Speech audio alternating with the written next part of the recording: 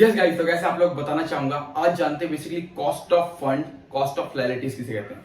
Cost of liabilities and cost of fund दोनों एक चीज होती है, तो उसको जानते कैसे हैं, बेसिकली उसमें होता क्या है, हमें क्यों इंपॉर्टेंट होता है कि हम बैंकिंग स्टॉक्स के लिए पहले हम कॉस्ट ऑफ फंड को जानें कि कॉस्ट ऑफ फंड हमारे लिए कितना इंपॉर्टेंट है, जिससे कि हम ये जान पाए कि पैसा कंपनी कैसे उठाती है ना एवरीथिंग, जो कि बैंकिंग के बारे में पता चलता है। तो सारी चीज आएंगे डिटेल्स और बताऊंगा मैं आपको कॉस्ट ऑफ फंड होता क्या है और उसमें करते कैसे और कंपनी उसको कैसे रिलीज करती है, कंपनी कैसे उस चीज को मेंटेन करती है, एवरीथिंग बताएंगे डिटेल्स।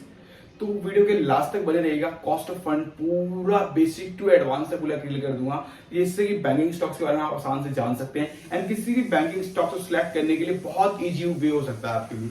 तो कोई बात नहीं, चलते अपने व्हाइट बोर्ड पे और जानते हैं कि कॉस्ट ऑफ फंड होता क्या है या फिर कॉस्ट ऑफ लायबिलिटीज किसे कहते हैं। दोनों का मतलब एक ही है, बट लेकिन आपको दो वर्ड्स होते हैं मार्केट में जो लिया जाता है नाम, तो इसी वजह से मैंने आपको दोनों नाम बता दिए, cost of fund and cost of liabilities. देखो मैंने बताया कॉस्ट ऑफ फंड, एक नॉर्मल सा एग्जांपल लो कि मार्केट में आप आए हो, आपने एक 100 रुपए का बिजनेस किया, ठीक है। 100 रुपए का जो पैसा उठाया वो उठाया 4% के इंटरेस्ट रेट पे, यानी कि 100 रुपए पे अगर मतलब प्रॉफिट हो या ना हो कोई फर्क नहीं पड़ता, आपको 4 रुपए देना है।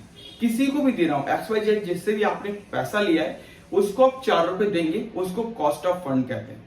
अब आपको समझ में आया होगा कि कॉस्ट ऑफ फंड किसे कहते हैं। अब देखो मान लो कि आपने एक 100 रुपए की शॉप खोली, ठीक है, किसी से उधारी पे लेकर के उसने 4% 0.4 सीधा उसने 4% का इंटरेस्ट लगाया।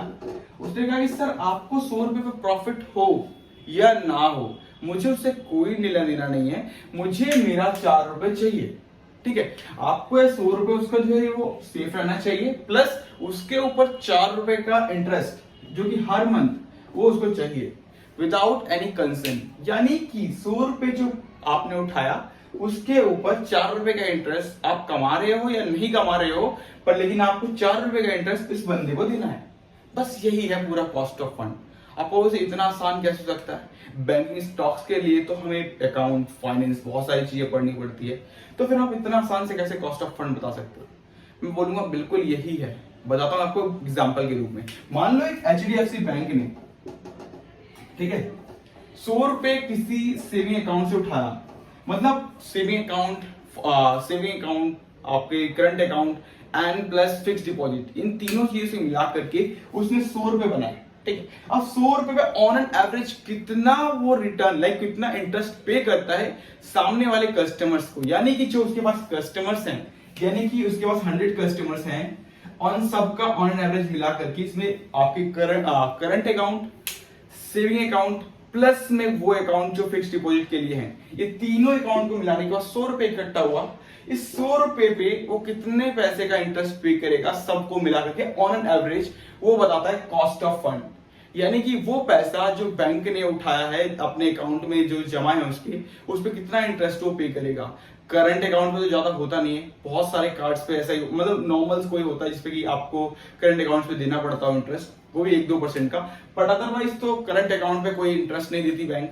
प्लस सेविंग अकाउंट पे इंटरेस्ट जाता है, वो on an average saving account plus fix deposit दोनों मिला करके ऑन एन एवरेज अब 4% का अगर इंटरेस्ट पे कर रही है, तो ये पूरा 4% का ऑन एवरेज आपको करंट अकाउंट का दिखता है। मतलब पूरा कॉस्ट ऑफ फंड 4% का होता है। यानी कि 100 रुपए लिए हैं HDFC बैंक में, तो 4 रुपए उसको इंटरेस्ट देना है।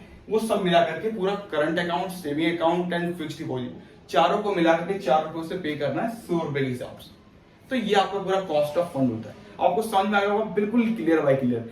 बट देखो अभी राइट नाउ अगर आप देखोगे कॉस्ट ऑफ फंड के हिसाब से, तो HDFC एंड आपका कोटक बैंक ये ऑलमोस्ट सेम पे हैं, आपको दिखेगा कॉस्ट ऑफ फंड के मुकाबले एंड सारी चीजें, एंड आपको बिल्कुल आसान समझ में आ भी गया होगा आई थिंक पूरा कि कॉस्ट ऑफ फंड होता क्या है और क्यों करते हैं। देखो कॉस्ट ऑफ फंड का मतलब ये है कि बेसिकली जिसका कॉस्ट ऑफ फंड आपका कम होगा, कॉस्ट ऑफ फंड जितना कम होगा वो आपके लिए बेनिफिट है। यानी कि बैंक 100 रुपए पे अगर 4 रुपए का इंटरेस्ट दे रही है, अगर वही 100 रुपए पे वो अगर 3% का इंटरेस्ट दे, तो बैंक को प्रॉफिट होगा, बैंक को ग्रोथ मिलेगी।